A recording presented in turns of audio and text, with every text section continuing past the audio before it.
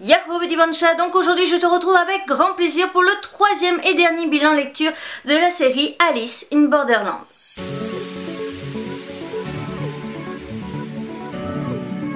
Donc la série Alice in Borderland est un manga des éditions Delcourt Tonkam. Nous sommes sur un shonen dans le genre suspense et fantastique. La série date de 2011 au Japon et de juin 2013 en France pour son premier tome. La série s'est terminée en juillet 2017 avec son 18e volume et nous sommes sur un manga qui est H. Concilieo, 12 ans et plus. Donc avant de commencer à te donner mon avis sur la qualité des dessins et tout le tralala, je tenais à faire une petite parenthèse. Donc n'hésite pas surtout à interagir avec moi et à me donner ton avis. Donc en ce qui concerne les bilans lecture, quand ce sera le dernier épisode, ce que j'envisage de faire, c'est tout simplement te faire un récap du coup de ce que j'ai pensé. Là par exemple du tome 11 au tome 18 et après te faire une conclusion de l'ensemble de la série, te dire un avis global. Et voilà une conclusion en fait tout simplement par rapport à cette série. Donc en ce qui concerne mon avis sur la qualité du dessin pour le tome 11 au tome 18, on est tout simplement maintenant sur un coup de cœur. Je dis maintenant, tu comprendras un peu plus tard, je t'en parlerai à la fin. En ce qui concerne du coup mon avis sur la série et du coup les tomes 13 au tome 18.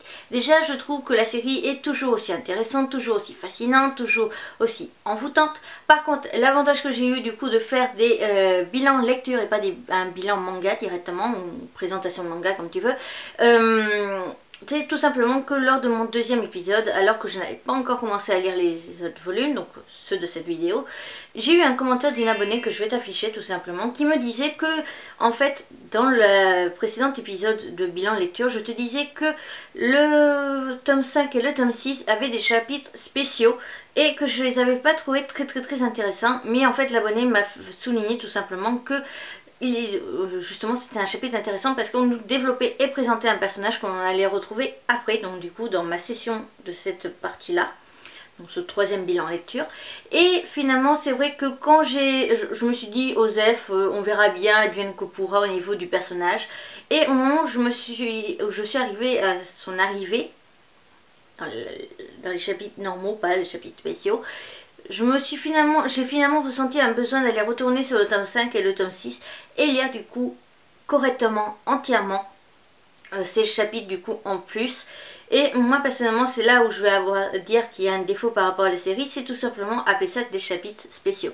Certes on n'est plus avec Alice, mais il y a des moments un peu plus tard où on n'est pas avec Alice et ça ne s'appelle pas des chapitres spéciaux, mais bon, il y a une petite raison à ça. Mais toujours est-il que pour moi les chapitres spéciaux, les chapitres bonus, pour moi justement c'est du bonus et ce n'est pas forcément très important par rapport à l'histoire. Souvent ce sont des petits bonus que nous rajoute l'auteur pour nous faire plaisir, etc. Pour nous, par exemple, nous développer de personnages qu'on ne va pas retrouver après, etc., etc. Et donc du coup pour moi le chapitre spécial est égal, tu n'es pas obligé de lire, ou chapitre bonus. Et donc du coup c'est ça qui a été une grosse erreur par rapport à moi. Mais c'est l'avantage aussi que j'ai de faire des vidéos, c'est que je peux vous le dire et que l'information de mon abonné ne reste pas, comment dire, qu'elle ne reste pas que pour elle, qu'elle a partagé l'information et que moi du coup j'en profite encore plus pour relier cette information là. Il faut lire tous les chapitres. Ouais. Par contre, en ce qui concerne mon avis sur la série et donc du coup les tomes 11 au tome 18, c'est vrai que j'ai adoré la série, que j'en suis toujours aussi dingue, etc. Mais par contre je dois t'avouer que c'est vrai que clairement, si je ne me trompe pas, c'est dans le tome 16, fin du tome 16 voire début du tome 17, un truc comme ça, il y a une mission, enfin un jeu qui clairement je me suis fait mais royalement chier. Voilà, je le dis clairement, je me suis fait chier dans ce jeu. Voilà. Très clairement. Je ne vais pas aller plus loin parce que sinon ça serait un petit peu spoilé, mais personnellement j'ai trouvé ça un petit peu remplan-plan, un peu chiant, et c'est vrai que j'admets que j'ai assez survolé ce qui s'est passé. Je lisais quelques bulles, une bulle quasiment sur deux, etc. parce que franchement j'ai mis une plombe à lire ce bouquin parce que tellement je me faisais clairement chier, je le redis, mais on pouvait pas passer autre parce qu'au final après il se passe quelque chose et forcément... Voilà, mais honnêtement, j'étais pas obligée de lire toutes les cases pour comprendre ce qui se passait, très clairement. Voilà, mais toujours dit qu'il y a eu un petit moment, mais bon, c'est aussi moi qui suis assez flemmard de trucs dans ce genre-là, mais voilà. Donc en ce qui concerne ma conclusion sur le manga Alice in Borderland, donc déjà en ce qui concerne la qualité du dessin, si tu te rappelles bien, lors du premier épisode du coup de mon bilan lecture, je te disais qu'au niveau de la qualité du tome 1, elle était vraiment pas terrible et j'en étais vraiment pas fan. Et c'est vrai que si ça avait été sur 18 tomes, crois-moi que ça aurait nettement baissé la note de mon avis total au niveau de la série et de mon adoration pour cette série. En ce qui concerne du coup la qualité de dessin, on est passé sur un j'aime bien mais sans plus qui était près du bof, si je ne me trompe pas c'était j'aime bien mais sans plus. On est passé du coup sur le tome 1 sur un voilà j'aime bien mais sans plus ou un bof à un coup de cœur. Et la qualité de dessin n'a fait que s'améliorer par rapport au volume. Et donc ça déjà c'est très intéressant parce qu'on voit que l'auteur s'améliore. Et donc du coup ça c'est toujours très positif à mes yeux. Parce qu'il y a des séries comme ça où on tombe sur un mangaka où on passe 12 tomes, 14 tomes, voire plus avec lui. Et on ne voit pas spécialement qu'il y a eu d'amélioration. Alors certes, quand tu prends le tome 1 et le dernier tome, tu vois peut-être un petit peu plus l'amélioration, mais quand tu passes de volume en volume, tu ne vois pas de différence. Alors que là, très clairement, quasiment dans chaque volume, on voit une différence au niveau de la qualité de dessin. Elle est certes des fois petite, très minime, mais on voit quand même que l'auteur s'améliore à chaque fois, et ça c'est juste au top. Donc du coup en ce qui concerne mon avis sur l'ensemble de la série, déjà donc pour la qualité de dessin, je viens de te le dire. En ce qui concerne du coup mon avis sur l'ensemble de la série, ce que j'ai adoré c'est tout simplement que par rapport aux autres survival games que j'ai pu lire, c'est le plus long que j'ai lu et le plus travaillé, le plus développé, le plus original, le plus tout en fait, le plus parfait, le plus gros coup de cœur. Certes c'est vrai que à côté je vais te dire juste en dessous peut-être que j'ai eu une préférence pour Hunt le jeu du loup-garou qui était un manga en 3 tomes si je dis pas de conneries ou en 4. Enfin c'était une série très très courte, mais j'avais adoré l'originalité de la série et j'avais surtout aimé l'originalité de la fin, qui était vraiment assez différente de ce qu'on avait l'habitude de voir. Et ça avait fait que c'était un méga coup de cœur. Alice in Borderland est complètement différent parce qu'on a tout un univers, on a des jeux, on a plein de personnages complètement différents que l'on développe. On développe vraiment tous les personnages et ça je trouve ça très intéressant parce que aucun personnage n'est vraiment petit. Enfin, s'il y en a quelques-uns qui sont là pour le décor, soyons honnêtes. Mais sinon, aucun personnage que l'on voit très régulièrement, que l'on voit plus que dans un tome, ou juste vraiment on voit que c'est les personnages je suis un décor, sont travaillés, sont développés, on évolue ces personnages, on les fait évoluer, on les fait grandir, on les fait... Voilà, et même si au final dans la série on est sur la valeur d'un mois, quasiment un mois et demi si je me trompe pas, vu ce qui se passe dans cette œuvre, vu toutes les aventures de nos protagonistes, on ne peut que grandir très très vite et évoluer très très vite. Dans ce genre de situation là, tu ne peux pas rester le petit pleurnichard que tu étais par exemple dans le volume 1, etc. etc. Et ça j'ai vraiment apprécié. J'ai aussi adoré la fin, parce que la fin en fait on se prend une claque monumentale sur la réalité de la chose et la réalité de Borderland. Mais un truc de malade, et on voit que l'auteur du coup gère de haut son œuvre, a des idées de malade mental, et juste par rapport à ça, par rapport à cette fin, par rapport à cette façon de faire, par rapport à la claque monumentale que l'on se prend, juste à en parler d'ailleurs j'ai les poils qui se hérissent, même si ça se verra pas vu que je suis blond, mais voilà. Toujours est-il que tout simplement par rapport à la façon dont l'œuvre est gérée etc. et que l'auteur a écrit ça, ça me donne juste envie de découvrir si l'auteur n'a pas d'autres œuvres et de découvrir et de lire toutes ses œuvres, parce que je pense que là, comment dire, je suis limite tombée amoureux de l'auteur. On va dire ça comme ça pour te faire court, pour que tu comprennes ce que je veux dire. Mais je suis limite tombée en amour de cet auteur parce que j'ai vraiment adoré la façon dont il a travaillé cette œuvre, la façon dont il a abouti, la façon dont il a géré l'ensemble. Parce qu'autant il y a des mangas des fois où je surkiffe l'histoire, mais les couvertures je les aime bien. Il y a des mangas où je vais surkiffer les couvertures, mais finalement l'œuvre je l'aime pas spécialement. Et il y a des auteurs comme celui-ci, où ils vont tout gérer, où ils vont gérer les moindres petits détails, et où ils vont te faire aimer cette œuvre de A à Z. Alors certes, je l'ai dit tout à l'heure, il y a eu la valeur d'un bouquin où je me suis clairement fait chier, mais c'est parce que je suis une personne flemmarde. C'est parce que ce jeu-là n'est pas fait par rapport à mon caractère et ma façon d'être. Mais en soi, sinon, on va oublier ce chapitre-là, enfin cet épisode-là, ce jeu-là. Mais sinon, à aucun moment, à aucune seconde, je n'ai envisagé d'arrêter cette œuvre.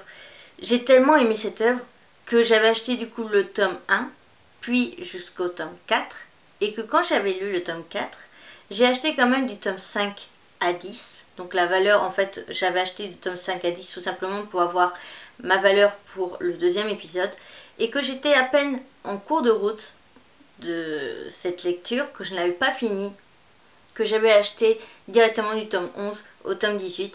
Et je pense que si tu me connais un minimum, tu sais que je suis du genre à acheter par exemple le tome 1, puis 2, 3, je reçois, vu que je reçois sur Amazon, donc je reçois 24 heures plus tard, je lis, je vois si j'aime, et entre temps par exemple le jour d'attente, je vais lire un autre manga, je vais alterner 2 mangas en même temps, etc. en attendant. Et là j'avais tellement confiance en cette œuvre, je voyais vraiment que c'était un coup de cœur et que il pouvait limite se passer, peu importe ce qui allait se passer dans la fin, j'allais forcément aimer. Et il y a très peu de séries comme ça où j'y vais les yeux fermés, comme ça, où j'achète autant de bouquins d'un coup. Je l'ai fait pour Is the Beast, mais c'est pas pareil, c'est ça qui est Kawa, c'est une valeur sûre pour moi. Mais là, c'est un mangaka que je ne connais pas spécialement parce qu'il a écrit une autre œuvre. Son autre œuvre, Hide and Closer, a aucun rapport. Ce sont 2 œuvres complètement opposées. On est certes sur des shonen, mais putain, c'est pas la même chose. Je peux te dire, ce n'est pas du tout la même chose. Mais voilà. Donc du coup, ma conclusion sur Alice in Borderland, ce sera tout simplement que si tu aimes les survival games, si tu en as marre de tous ces petits survival games tout basiques, trop classiques, trop facile au niveau de s'attendre à la fin par rapport à l'histoire, etc. Où il n'y a pas réellement d'univers, où du coup les séries sont très courtes, parce que pour moi ceux que j'ai lus, grand maximum, il y avait quoi, 6 tomes. Là tu vas avoir un vrai survival game, un survival game super travaillé, avec un univers, avec des personnages travaillés, avec tout un monde, avec une réflexion et un travail de l'auteur de ouf. Je te conseille tout simplement Alice in Borderland. Alors regarde tout simplement, peut-être vite fait, quand tu peux aller en boutique ou quoi, ou essayer de trouver sur internet, etc. pour voir la qualité de dessin du tome 18, voir la qualité de dessin du tome 1, et dis-toi que ce qui t'attend, c'est ce qu'il y a au tome 18, et donc du coup la qualité de ouf. Ne va pas regarder bien entendu les dernières pages, parce que sinon tu te spoil, mais voilà, je vais essayer de te mettre une photo quand même de quelques personnages pendant le tome 18, comme ça tu auras une idée du coup de la qualité de dessin, et dis-toi que ce qui t'attend à la fin, c'est juste parfait. On termine du coup la vidéo avec mon avis sur les couvertures, où je vais aller très vite pour cette fois-ci, tout simplement parce que j'ai déjà tout dit dans les 2 précédents épisodes. Donc en ce qui concerne l'ensemble des couvertures, que ce soit pour cette vidéo, pour les précédentes vidéos, ça a toujours été un méga coup de cœur et aucune couverture ne m'a déplu. Certes, des fois il y avait des personnages que je n'appréciais pas spécialement, comme dans le volume 5, mais toujours est-il que je surkiffe en tout cas les illustrations, la façon de faire et tout l'ensemble. Donc du coup, voilà pour l'avant, à chaque fois on nous montre un personnage clé de la série. À l'arrière, je vais passer vite fait, mais on nous montre tout simplement une illustration qui a un rapport avec le volume. Donc ça, c'est ça que j'aime bien, mais en même temps ça spoil un petit peu. En ce qui concerne l'intérieur, c'est pareil, à chaque fois on a une illustration qui fait souvent des 2 côtés, donc qu'on ouvre un ensemble d'images, mais pareil, ça spoil un petit peu de ce qui se passe, de certains lieux qu'on va rencontrer dans le manga. Quand on ouvre du coup la jaquette, ici on va avoir tout simplement un petit mot de l'auteur. C'est toujours 2 fois, je crois que je sais même pas si c'est pas à chaque fois le même mot, tellement que ça ne m'intéresse pas du tout. À l'arrière, on va avoir tout simplement la pub pour d'autres mangas des éditions Delcourt, tout simplement parce qu'au départ c'était à Delcourt, puis après Delcourt Tonkam ont fusionné. Et donc du coup on a de la pub pour d'autres mangas qui étaient de la même collection que du coup que Alice in Borderland, donc ça je trouvais ça plutôt sympa.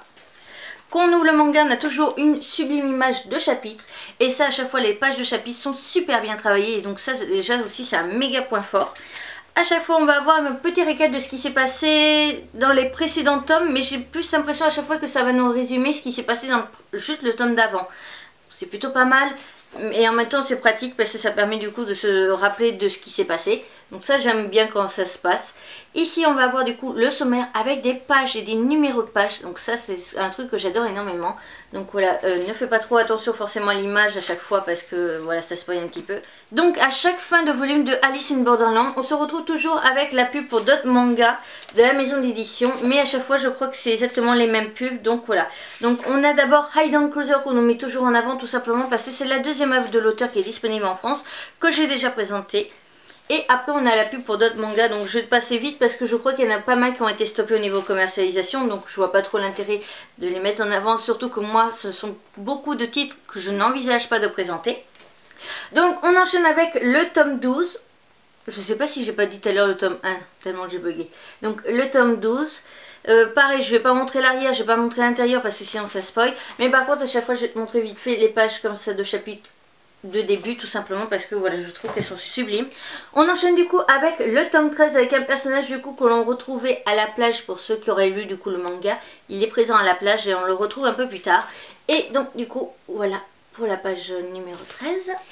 Donc du coup on continue avec le tome 14 dans les tons orangés, je trouve juste la couleur sublime là aussi. En même temps les verts orange, les couleurs comme ça Halloween, j'adore ça.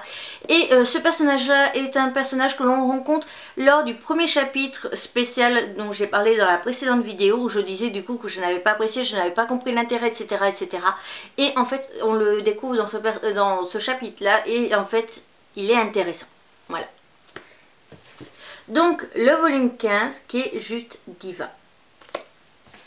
Le volume 16. Donc je vous montre plus les images à l'intérieur parce qu'il y a des fois à spoiler un petit peu quand même, je trouve. Le volume 17. Voilà. On termine donc avec le tome 18 que je trouve juste parfait. Ce troisième et dernier épisode de Alice in Borderland est à présent terminé, j'espère de tout mon cœur qu'il t'aura plu ainsi du coup que l'intégrale des 3 épisodes. N'hésite pas à me mettre en commentaire si tu connaissais la série ou pas du tout, si j'ai réussi à t'achever au niveau de l'envie d'achat ou si tu n'as toujours pas envie de le lire. N'hésite pas à me mettre en commentaire si tu as lu ce manga pour me donner ton avis, moi ça me fera plaisir de le découvrir et ça permettra du coup aux autres panchas de savoir s'ils doivent passer ou pas le cap de l'achat. N'oublie surtout pas d'aller voir du coup les 2 vidéos que je te mets à côté, je vais tout simplement même te mettre la playlist du coup de mes vidéos d'Elcourtonka, mais juste en dessous une vidéo que je te conseille.